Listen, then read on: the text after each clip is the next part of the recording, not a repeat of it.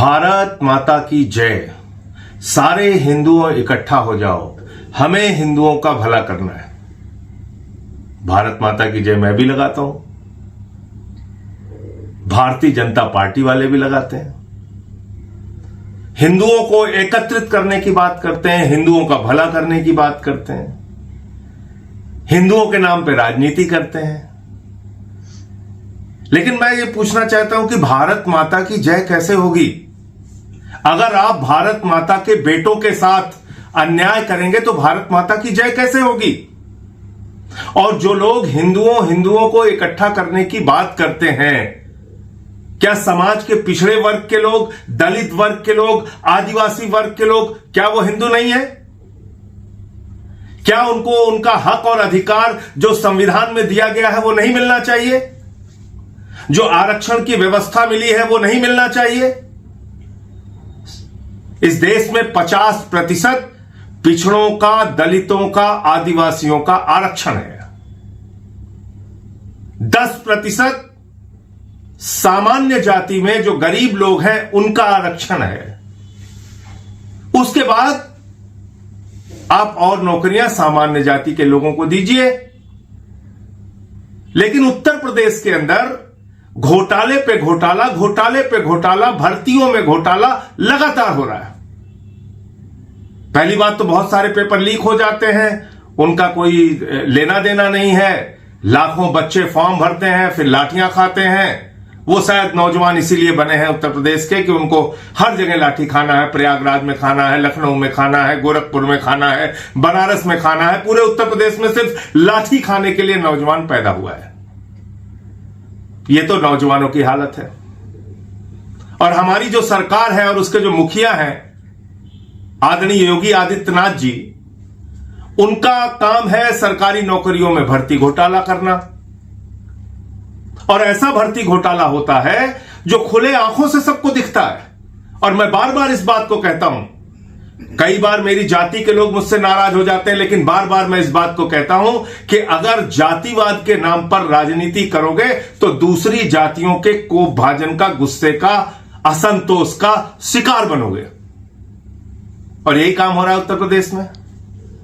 मुख्यमंत्री जी और उनके कुछ चहेते लोग, उनके कुछ साथ जुड़े हुए प्रभावशाली लोग,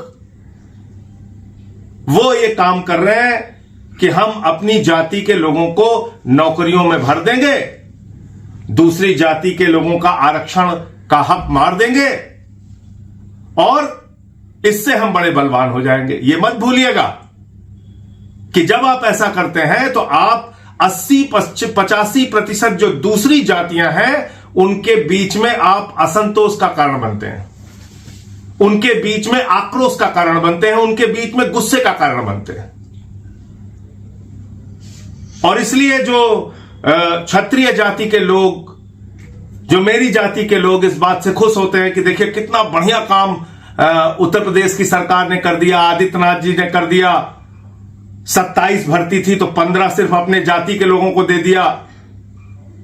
इस बात से आज आप खुश हो रहे हैं, लेकिन आप ये भूल जा रहे हैं कि आप 85% दूसरी जातियों के गुस्से का, उनके असंतोष का कारण भी बन रहे हैं। और मैं यही बात आपको बताना चाहता हूं। हमारे प्रधानमंत्री जी पिछड़ों के नेता बनते हैं, कहते हैं हम पिछड़ों के बहुत बड़े नेता हैं। और क्या हुआ है उत्तर प्रदेश में? ये एक भर्ती हुई कृषि विश्वविद्यालय बांदा में, उसमें ये जो आंकड़ा लिखा हुआ है, इसमें 11 ठाकुर, 2 जनरल कास्ट, 2 पीडीए। फिर लखीमपुर में कोऑपरेटिव बैंक की जो भर्ती, जिसका मामला अभी सबसे सामने आया है, उसमें 27 भर्ती, 15 ठाकुर, 4 जनरल कास्ट, 8 पीडीए।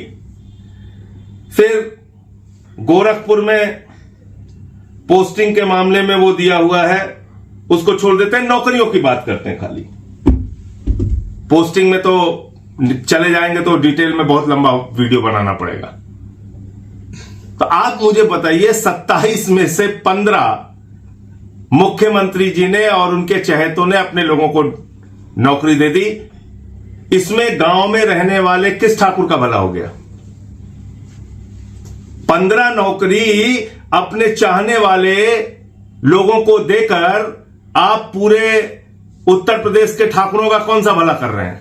आप भला नहीं कर रहे हैं ठाकुरों का, आप ठाकुरों को 85% दूसरी जातियों के गुस्से का, असंतोष का कारण बना रहे हैं, अनावश्यक, उनका कोई फायदा नहीं है। और ये भर्ती घोटाला सामने आ रहा है, तो प्रधानमंत्री जी खामोश क्यों है? अगर वो पिछड़ों के नेता हैं तो इस मुद्दे पे क्यों नहीं बोल रहे हैं कि पिछड़ों का आरक्षण क्यों खा लिया गया, दलितों का आरक्षण क्यों खा लिया गया, आदिवासियों का आरक्षण क्यों खा लिया गया?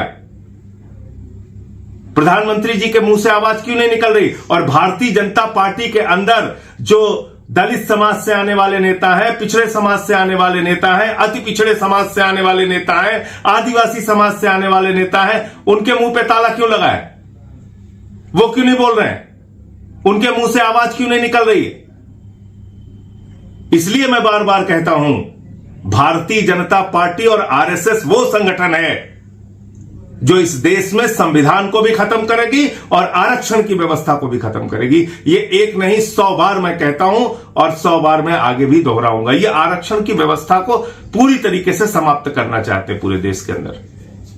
और इसका उदाहरण भी मैं देता हूं, 100 साल हो गए आरएसएस को, आज तक एक भी आरएसएस का प्रमुख ना पिछड़ा हुआ, ना दलित हुआ, ना आदिवासी हुआ।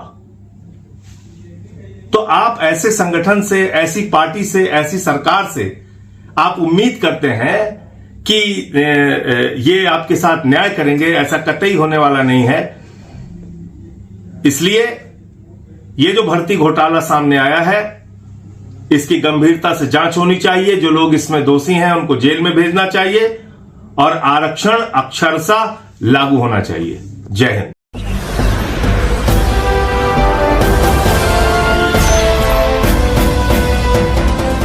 आप देख रहे हैं लाइव न्यूज 99, राष्ट्र सबसे पहले।